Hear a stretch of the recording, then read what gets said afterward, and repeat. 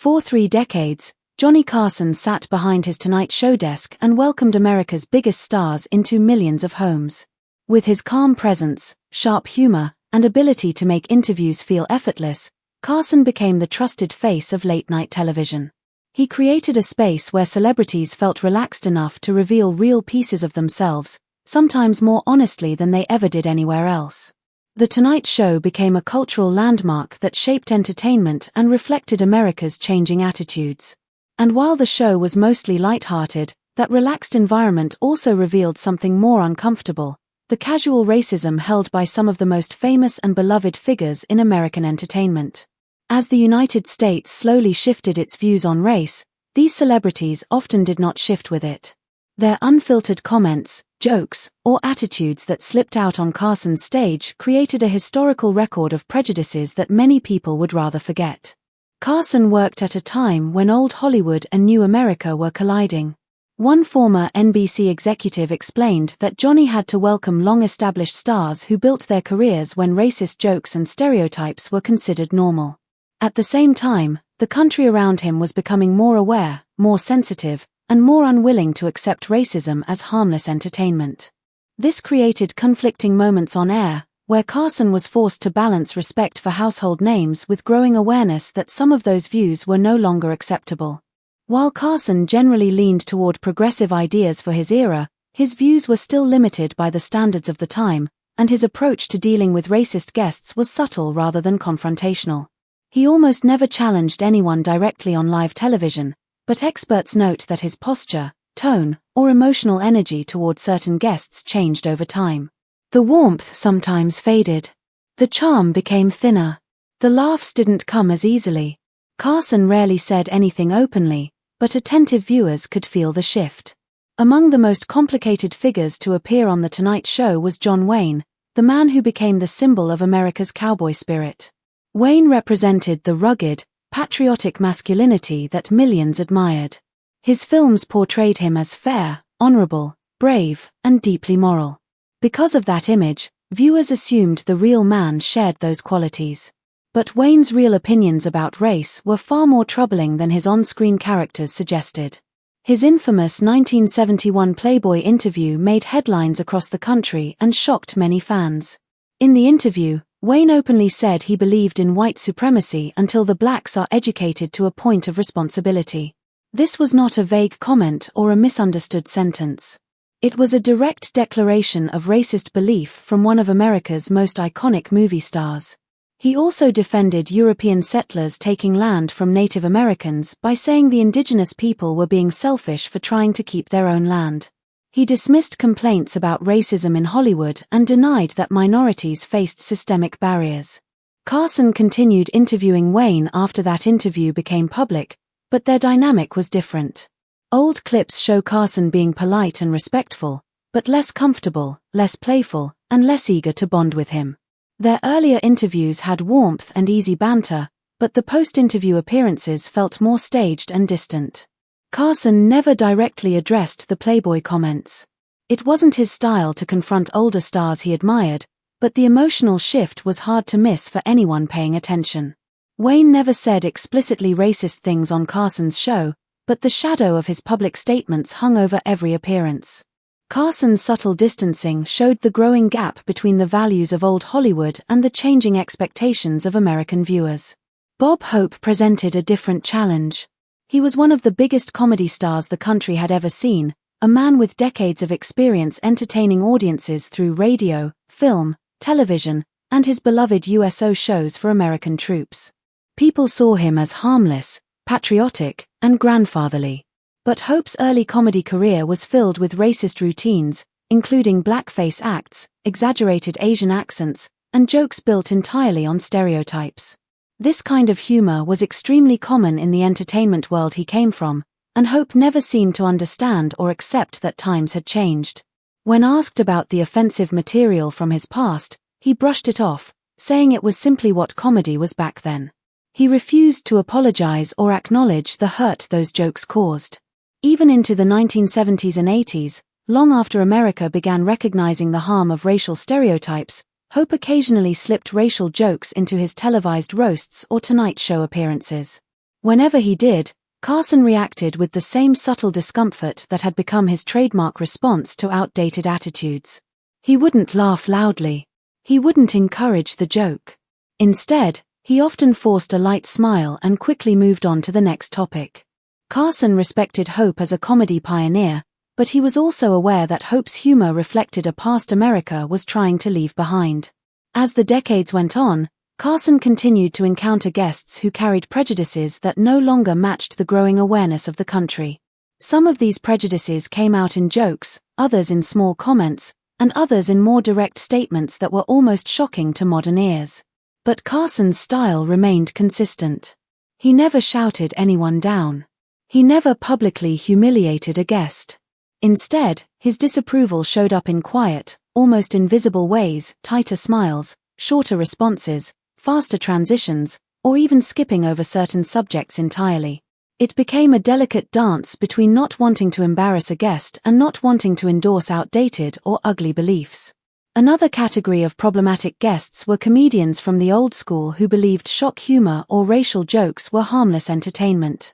Many of them came from the same era as Hope, where almost every comedy stage in America relied heavily on stereotypes for laughs.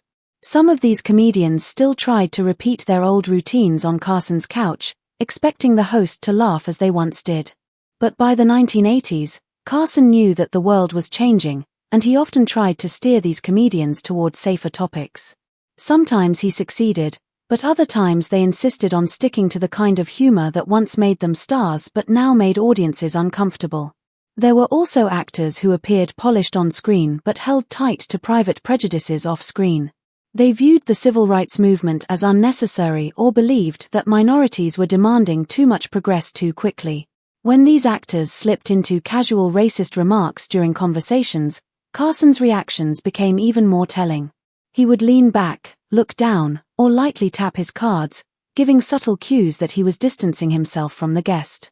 These moments reveal how much The Tonight Show became an unexpected stage for America's racial tensions. One particularly uncomfortable category of guests were musicians and entertainers who grew up in segregated America and learned to see racist behavior as normal. They sometimes made comments that they thought were harmless, but which revealed deep prejudices that no longer had a place in modern society. Instead of directly confronting them, Carson did what he always did: used humor or a quick change of subject to diffuse awkwardness while refusing to encourage the harmful ideas.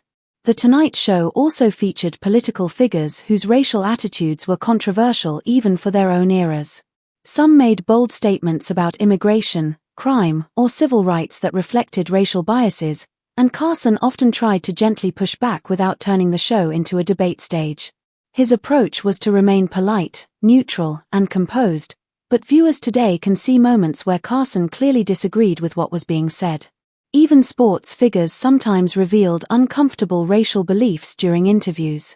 Athletes with long careers in predominantly white institutions sometimes spoke about black players, Latino players, or foreign athletes in ways that reflected bias. Their comments weren't always intentionally hateful, but they exposed how deeply racism was built into the culture of many sports institutions. Carson handled these comments the same way he handled all others: quietly, subtly, and with a professionalism that allowed the show to move forward while still signaling discomfort. Through all these interactions, The Tonight Show ended up unintentionally recording America's racial evolution. It captured the end of an era where open racism was acceptable and the beginning of a new era where the country began expecting more empathy, more fairness, and more accountability. Watching Carson's old episodes today reveals how dramatically things have changed, both for better and for worse. It shows how celebrated entertainers could be deeply flawed, how beloved heroes could hold harmful beliefs, and how even the most charming and talented people could still reflect the biases of their time. It also shows how difficult it was for one man, even one as respected as Johnny Carson, to navigate these cultural shifts while staying entertaining, welcoming, and neutral on national television. Carson never claimed to be a political activist, and he rarely used his platform to take bold stands. But his quiet discomfort, his subtle distancing, and his refusal to feed into hateful humor became their own kind of response. Without shouting, he signaled which direction America was heading. He didn't always get it right, and sometimes he let problematic comments slide too easily, but his body language often said more than words could. In the end, The Tonight Show became not only a stage for comedy and entertainment but also a mirror reflecting the flaws, contradictions, and changing values of American society. Johnny Carson never confronted Hope directly about his racially insensitive jokes. Instead, he used quiet redirection. Whenever Hope drifted into old-fashioned jokes that no longer felt funny, Johnny simply shifted the conversation to something safer. He smiled politely, but inside he knew those jokes had aged badly. This captured the dilemma Carson faced. He respected Hope as a comedy legend, yet he understood that much of Hope's humor had become offensive to many people. So Carson played it safe, tight smiles, quick topic changes, and subtle signals that he didn't want the conversation going any further. Hope's situation mattered because it showed a bigger tension in American entertainment. How do you honor the past without ignoring the harm it caused? Hope gave decades of entertainment, supported American troops, and shaped comedy history. But his success also included jokes built on racist stereotypes that hurt real communities. That contradiction, great contributions mixed with real harm, was something Carson never fully solved on The Tonight Show. Hope defended his old style of comedy long after society had changed. To him, criticism wasn't about racism, it was an attack on comedy itself. This attitude was common among older entertainers who believed people had become too sensitive. Carson, stuck between respecting Hope's legacy and acknowledging new standards, took a middle path. He neither challenged Hope nor fully ignored the issue. His careful balancing act reflected how incomplete America's racial reckoning still was during his era. Charlton Heston was another complicated guest. Heston was one of the most recognized actors in Hollywood, starring in films like The Ten Commandments, Ben-Hur, Planet of the Apes, and Soylent Green. His powerful voice and heroic screen presence made him a cultural giant. But as he became more politically outspoken, especially during his leadership of the National Rifle Association, his public comments about race grew more controversial. Critics noted that he often dismissed modern civil rights concerns and talked about racism as if it were already solved. Carson adapted his approach as Heston's political identity grew louder. He remained polite, as he always did with guests, but behind the scenes he instructed writers to steer Heston away from political topics. Carson knew that if the conversation drifted toward race or civil rights, Heston was likely to express views that many Americans would find offensive. Instead of confronting him, Johnny filled segments with movie nostalgia and light topics. This wasn't unusual for Carson. He preferred to keep The Tonight Show fun, not political. But with Heston, there was added pressure. His private off-camera remarks were sometimes even more dismissive of civil rights leaders, occasionally dipping into stereotypes. Staff members who heard these conversations grew uneasy, because they saw a huge gap between the noble heroes Heston played on screen and the insensitive comments he made about modern movements for racial equality. Carson never addressed this contradiction openly, but his behavior subtly changed. He kept the interviews cordial, not warm. He gently redirected conversations. He avoided topics that might expose Heston's more problematic beliefs. This indirect technique showed how difficult it was to deal with guests whose racial insensitivity came not from slurs, but from minimizing real issues. It required a kind of soft steering rather than a dramatic confrontation. Don Rickles was a completely different kind of challenge. His entire career was built on insult comedy, and he intentionally said things that no one else could get away with, including racial and ethnic jokes that would have ended another comedian's career. His act was full of stereotypes, slurs, and boundary-breaking insults. And yet he somehow maintained friendships with people he insulted on stage, including Sammy Davis Jr., who Rickles famously called a spear chucker during a performance. Carson genuinely liked Rickles, which made things more complicated. They were friends. Rickles made Johnny laugh in ways few others could. But Carson also knew that times had changed.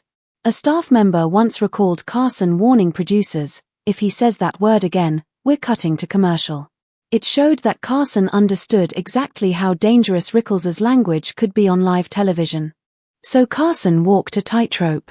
He allowed Rickles more freedom than almost any other guest, but he also enforced certain invisible lines.